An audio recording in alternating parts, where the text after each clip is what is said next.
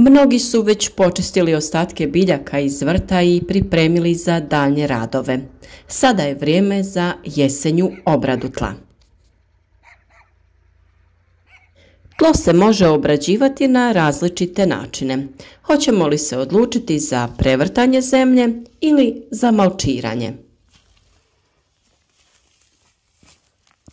Tradicionalno bavljenje poljoprivredom podrazumijeva oranje i kopanje, ali je danas sve više onih koji svoje površine ne oru i ne kopaju. U prirodi nema prevrtanja zemlje, već se slojevi biljnog materijala slažu jedan na drugi poput lišća u šumi. Na taj način zemljište je prekriveno biljnim prekrivačem i organskom tvari koja se raspada i zaštićeno je od degradacije. U današnjem videu ćemo govoriti šta se to događa sa tlom prilikom kopanja ili oranja, koje su posljedice takve obrade, te o malčiranju i takvom načinu održavanja strukture tla. Do sada smo sa vama podijelili dosta savjeta vezanih upravo za malčiranje, koje ima mnoge dobrobiti i svakako se preporučuje, pogotovo kada se radi o vrtovima manje površine. Malčiranjem se istovremeno prihranjuje tlo i čuva biološka raznolikost.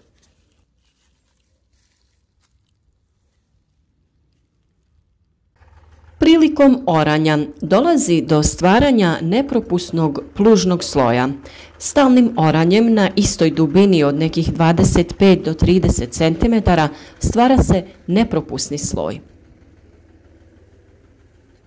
Ovaj sloj naime sprječava odvođenje viška vlage u dublje slojeve i prodiranje korijena biljaka u potrazi za vlagom tokom sušnog perioda. Vrlo se često dešava i da biljke razvijaju korijen samo u tom plitkom oraničnom sloju. A stalnim prevrtanjem zemljišta aktiviramo i sjeme korova. U prvom periodu nakon oranja činiti će nam se da je tlo rahlije i da je akumuliralo vlagu, ali kako vrijeme prolazi, tlo postaje zbijenije, narušene strukture, slabije upija vlagu, javljaju se pokorica i pukotine, smanjuje se sadržaj humusa. Dobar pokazatelj zbijenosti zemljišta je biljka slak Convolvulus arvensis, koji naseljava zbijena zemljišta i redovno je prisutan na parcelama koje se oru dugi niz godina. Zemljište je prepuno mikroorganizama i drugih organizama koji razlažu organske tvari i osiguravaju hranjive tvari za ishranu naših biljaka. Uloga poljoprivrednika u ovom slučaju jeste da prekrivaju zemljište, malčiraju i na taj način prehranjuju mikroorganizme iz zemljišta. U ovakvom načinu vrtlarstva i poljoprivrede fokus je na stvaranju zdravog i kvalitetnog zemljišta, jer samo takvo zemljište daje i zdrave biljke. Kvalitetno zemljište treba imati dobar vodozračni režim, sadržavati dovoljno hranjivih tvari, osigurati dobro ukorjenjavanje biljaka, sadržavati dovoljno humusa, jer taj dio je živi dio zemljišta. O proizvodnji humusa u vrtu smo također dosta govorili, pa ukoliko već niste, zapratite naš kanal i potražite video o toj vrsti savjeta. Neka i vaš vrt bude ekološki i u njemu stvorite neki kružni ciklus gdje od biljnih ostataka stvarate humus pomoću glista i mikroorganizama, te na kraju prihranjujete zdrave i plodonosne biljke. Malčirano zemljište dobro zadržava vlagu i istovremeno oslobađa od viška vlage. Malč se stavlja na površinu zemljišta, gredice i ne unosi se u zemljište. Stalnim dodavanjem sloja malča i njegovim razlaganjem formira se sloj rahlog zemljišta dobrih karakteristika i bogatog hranjivim tvarima. Korištenjem malča izbjegavaju se sve negativne karakteristike golog zemljišta. Golo, nepokriveno zemljište izloženo je negativnom djelovanju oranja, kiše, sunca i vjetra. Naime, izoranim brazdama na površinu se izbacuju korisni organizmi koji u izmijenjenim uslovima propadaju. Pri svakoj kiši dolazi do sabijanja zemljišta i narušavanja njegove strukture. Sunce dovodi do isušivanja, stvrdnjavanja zemljišta i pojave pukotina. A vjetar dodatno pojačava degradaciju. Tokom godina dolazi do narušavanja vodozračnog režima i smanjenja plodnosti zemljišta.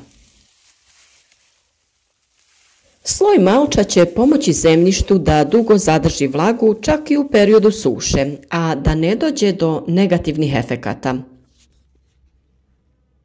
Malčirano zemljište postaje plantaža za uzgoj mnogih zemljišnih organizama koji će nas nagraditi rahlim, mekanim slojem zemljišta.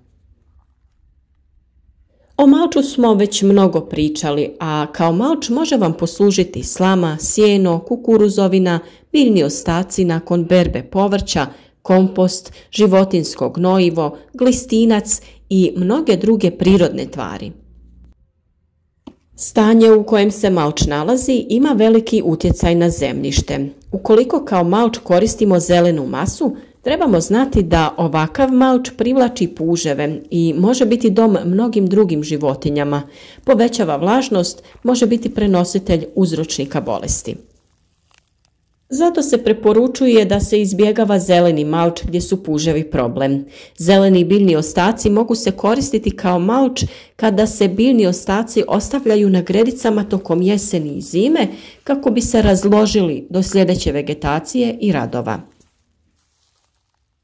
Zeleni biljni malč ima osobinu da za svoje raspadanje traži dovoljno vlage i tijekom ljeta ovakav malč može oduzimati vodu posađenim biljkama. Najbolje je da odaberete polurazloženi malč i tokom jeseni sa njim prekrijete gredice. Sloj malča trebao bi biti debeo od 10 do 15 cm kako bi ostvario željeni efekat. Kompost se može koristiti kao malč. Prednost komposta kao malča je što nakon malčiranja kompostom imamo gredice spremne za sjetvu i sadnju sa dovoljno hranjivih tvari. Sloj komposta trebao bi biti najmanje 5 cm.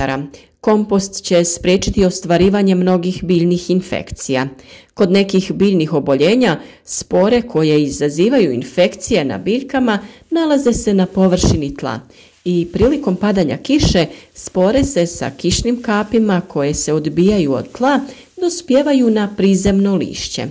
Postavljanjem sloja komposta sprječava se širenje spora sa površine tla. A svakako sloj komposta je dobro dodati ispod bilo koje druge vrste malča.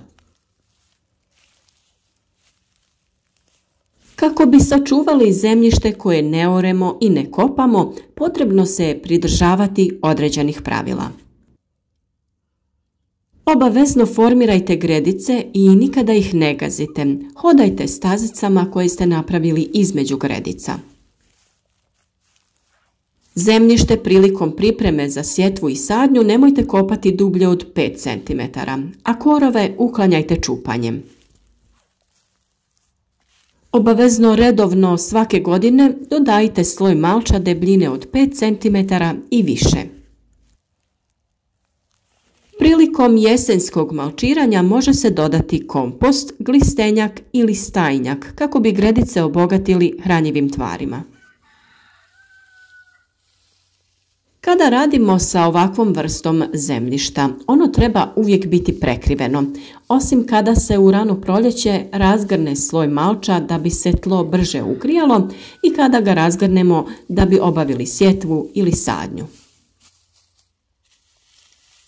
I još jedan savjet jeste da što više sadite biljke koje će biti dobre za zeleno gnojivo. To su naravno biljke koje ćemo nakon čupanja moći staviti na kompost i iskoristiti za proizvodnju humusa.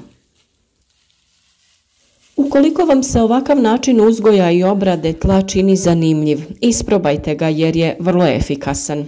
Pišite nam u komentarima ako je ovo već standardan način na koji to radite i kako vam se pokazala uspješnost ovakvog uzgoja.